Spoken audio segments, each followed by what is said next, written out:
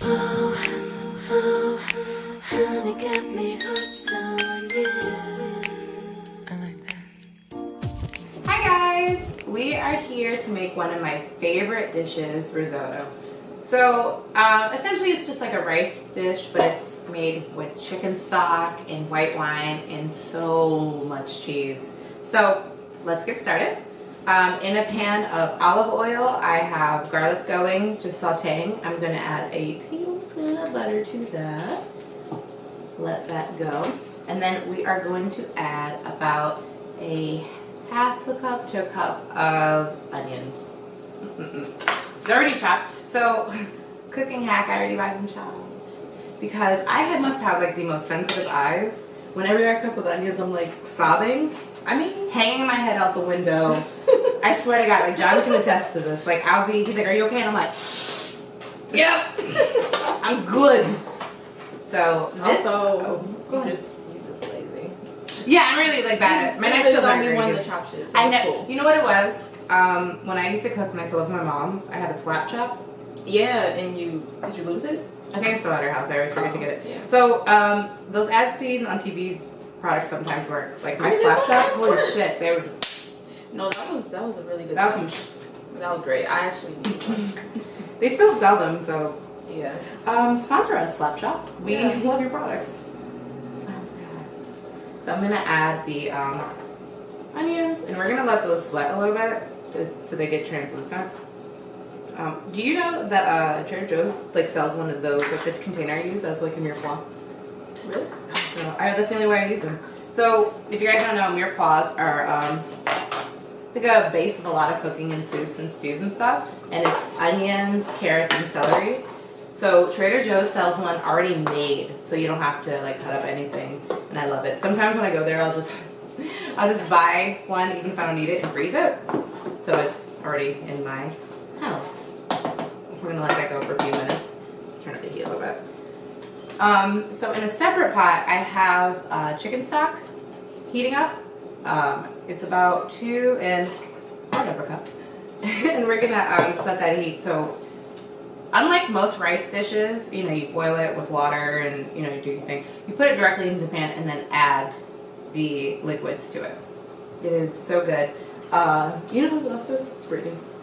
Yes. Brittany, my friend Brittany. Shout out to Brittany. Hey Brittany girl. She's a secret Italian too.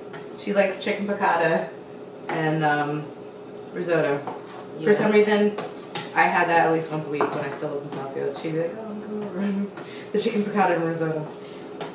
It's good though. It's so good. It's so good. So yeah, risotto's super good, and it's like one of those things that look hard to make, but it's not hard. So it's very impressive. As long as you can make rice. Yeah.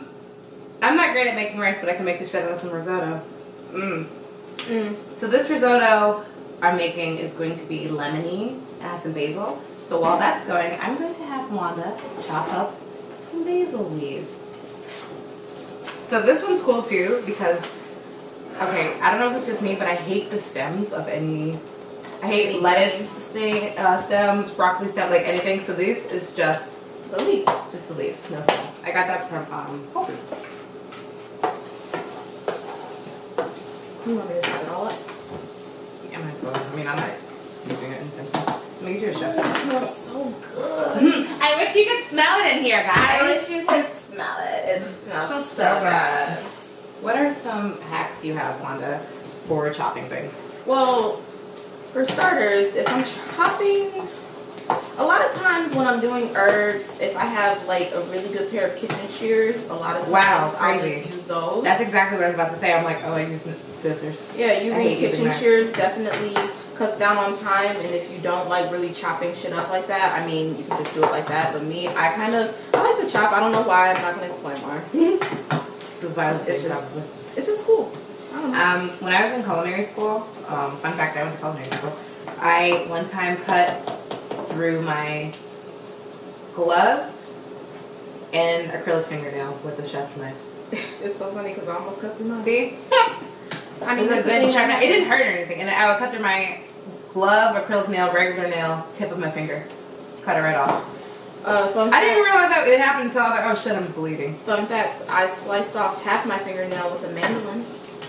Those of you that don't know what a mandolin is, it's a thing that gets, it's like it's a chopping piece. Chopping piece. You like that one?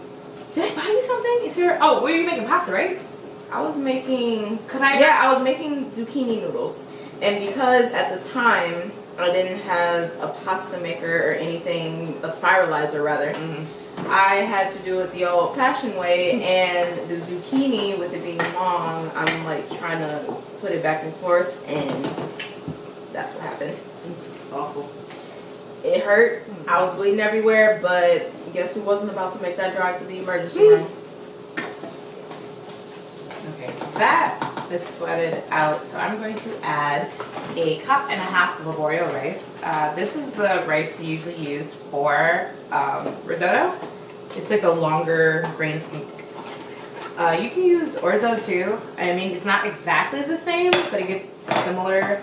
Orzo reminds me more so of pasta with the consistency and texture of it. Yeah, it's sold in the pasta. Orzo is sold in the pasta aisle instead of what's it called? Yeah, I mean like, cause the way, you know how when orzo kind of like swells when it's wet, it has that consistency of like a pasta noodle. Yeah. Orzo. But I really like orzo. There was this one summer where I was trying to make risotto with orzo rice. Because I just couldn't find any, oreo. And it just was sold out for like a whole summer. You could ask Brittany about it. It was a hard time in my life. I feel like that meme is like, oh my god, thank you for sharing your story. Yeah, you're so brave. How did you survive? And I'm like, I don't know. So, really quickly before we add the first like batch of liquid, I'm going to add the rice in the pan and just kind of move it around, just giving it like a, kind of toasting it, just adding some flavor to it. Yeah. Oh, I could chop the shit out of that baby girl. Yes, God. Yes, Lord. That chicken stock over here boiling beach. And actually, since it's boiling, thank you, Wanda, with nothing intention, you can take it off the heat and just a little bit closer to you. We're not going to add it all at once, though. It's like, the thing about it is you have to add it in batches. So a little bit, and then a little bit more, and then a little bit more, and then whoop.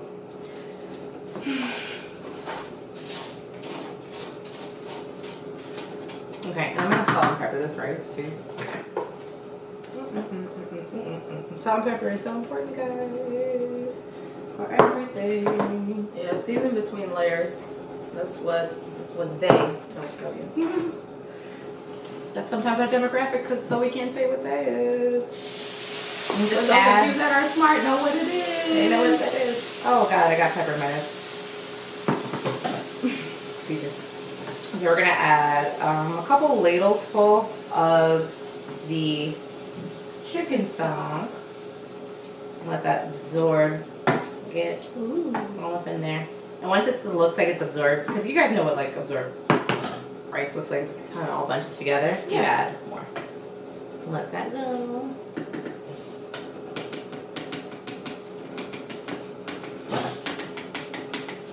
Okay, so this batch of chicken stock has absorbed in the rice. We're just gonna add more and more.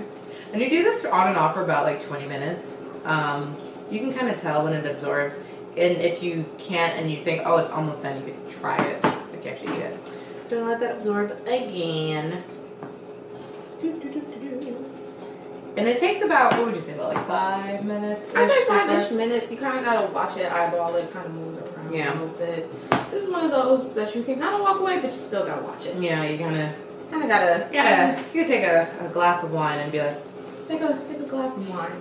A mason jar of wine. The tube of wine, and let it do its thing. So the last batch of chicken stock absorbed. So we're gonna add a half a cup of white wine. Actually, actually do another half cup. So 1 cup. 1 cup. It looked like enough at first, and then I was like, yeah, a little more. and then let it absorb again. So after this, it should be done. If not, you could just add a little bit more, either chicken stock, wine, or even water to it.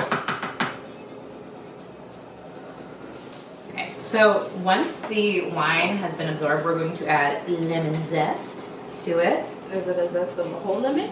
Yeah, I might as well zest the shit out of this lemon. Honestly, we really like lemony things. I love them. It's kind of a biased decision. Yeah, I mean, but, you can use less. You can use less, but it does give it a nice little zest flavor to it. And the good thing about using the lemon zest in this meal, because sometimes risotto can feel a little heavy because it's literally just like rice and cheese. It gives quite a refreshing. Yeah, it gives a brightness to it. Oh, you smell this, girl.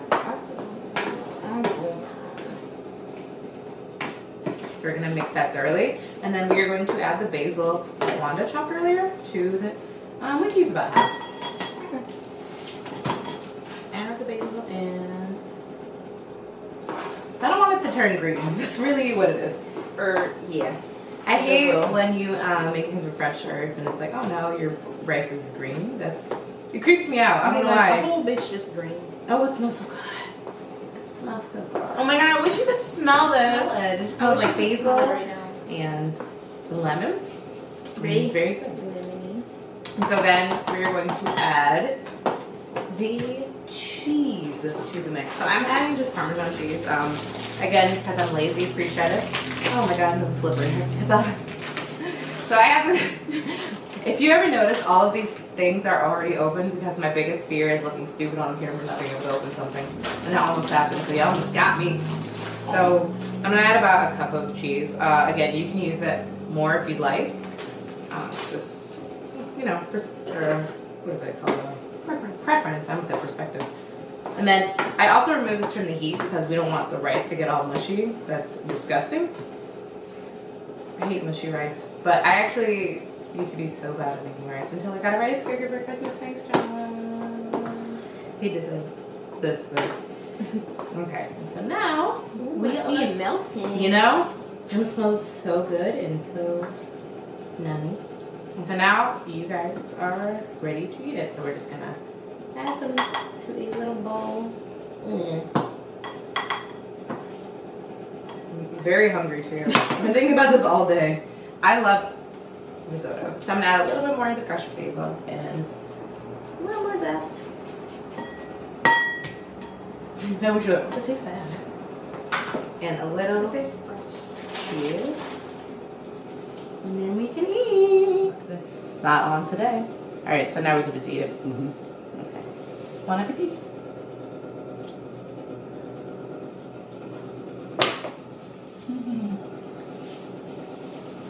So That's good. my Italian hands. I should Can I get on know. my fucking shirt? Okay. No, it's really good. It's so good. Just cooked just enough, not Not too much. it's definitely al dente. But not like in that way we're like, oh, it's hard. Not definitely. It's al dente. Cook it to al dente. Oh my god, I love risotto so much. I get it. I get it, Brittany. I get it. Milan. I get it. So I hope you guys found this easy and informative and a really good recipe to make for your next date night. Perfect for Valentine's Day or like we're about to do, just eat this on my couch. Happy eating!